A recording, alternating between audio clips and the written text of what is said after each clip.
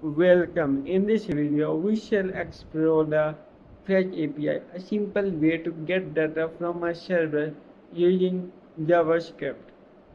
Think of it like ordering food online and getting it delivered straight to your door. The Fetch API is a built-in tool in JavaScript that lets you request data from servers. It uses iterative methods like get or post and return a promise, which means it handles things asynchronously, perfect for web apps. Here's a simple analogy.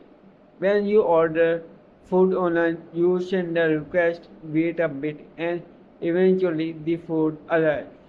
Similarly, with Fetch, you request data, wait for the response, and then use that data in your app.